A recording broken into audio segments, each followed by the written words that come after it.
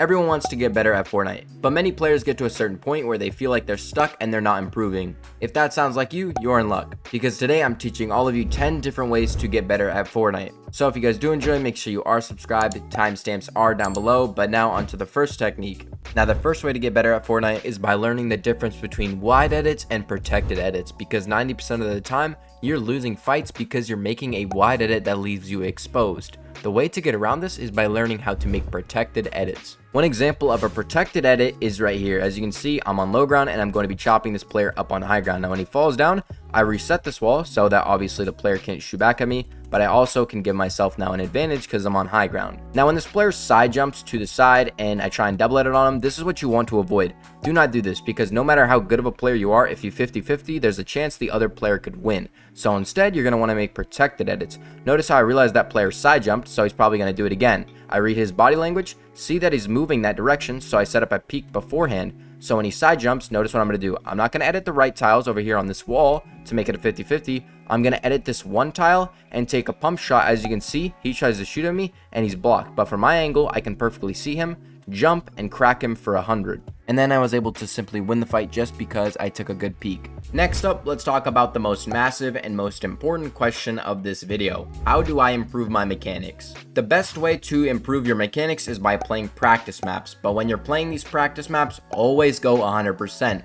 And the best way I can explain this is with an analogy. Imagine a boxer training for a fight.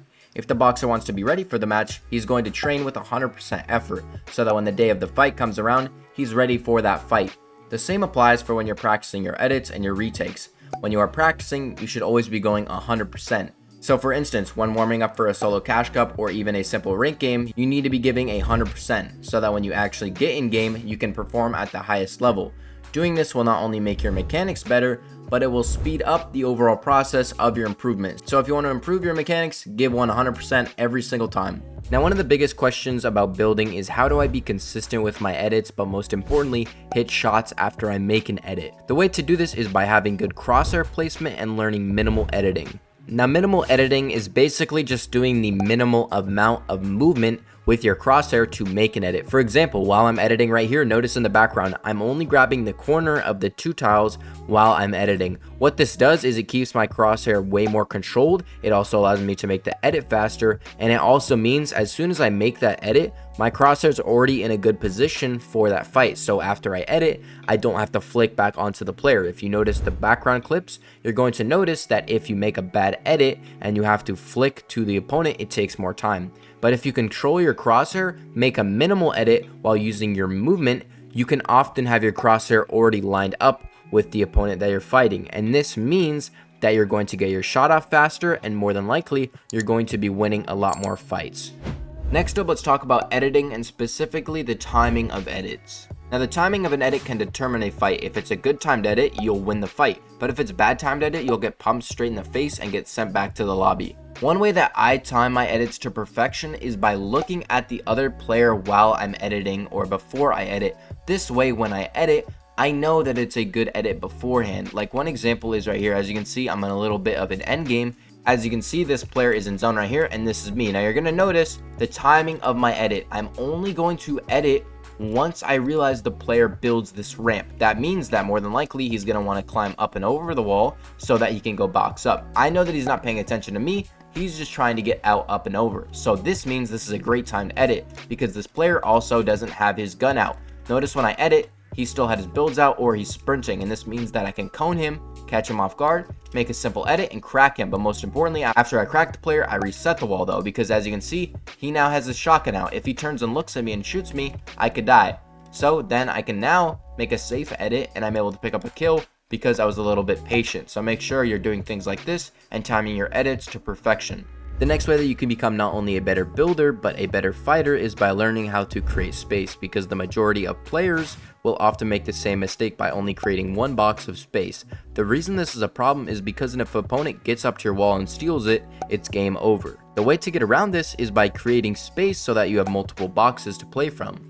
One example is right here. After picking up a kill, I'm going to use the mats that I gained to expand and make a big base around the body so I have multiple boxes to play from. The reason this is so important is, as you can see, I'm about to take a big hit of damage, and after I take this big hit of damage, the other opponent is going to start to push me, and when I realize that I have all of this old space to go back into, I'm going to go back in and I'm going to play safely from all of these peaks. What this means is that it also gives me time to get all the way fully healthy again, and when this player drops on my wall right here, you're going to notice that I don't have to play from this box or even the one behind it. I can play diagonally and go above him, catching him off guard, and I can double it in and crack him. This now gives me the time to now med up and relax and calm down.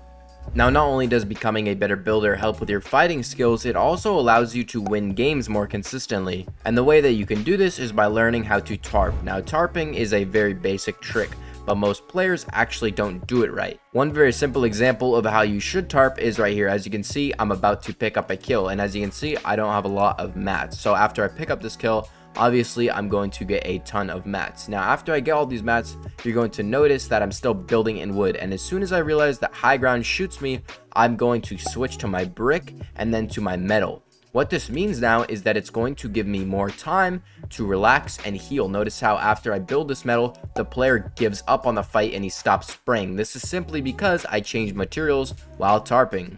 Also, tarping can burn a lot of your materials, so be smart in the way that you do it. For example, as we just saw, I'm in the back of zone and zone is still pulling all the way over here to this corner. So instead, I'm going to throw my teleporter to the front of zone and then start building.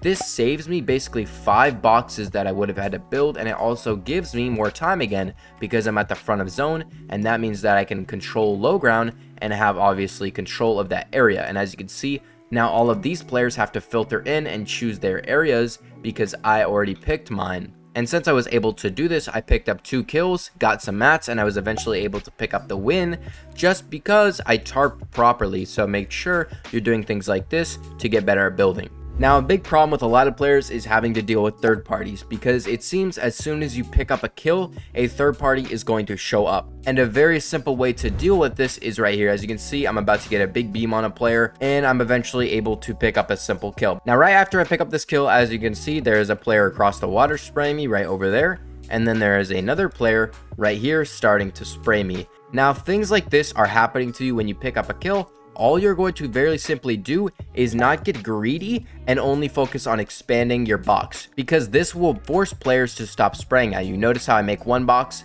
and then they keep spraying. I realize it's not enough, so I decide to make another box so that now it forces both of the players to stop spraying. And the other thing is too, I haven't burned any mats because the mats that I just used can be replenished by the body I have. The next way you can improve your building skills is with your angles and your peaks, because if you can learn to take peaks that allow you to do damage to your opponent while not taking damage in return, you'll find yourself winning 90% of your fights.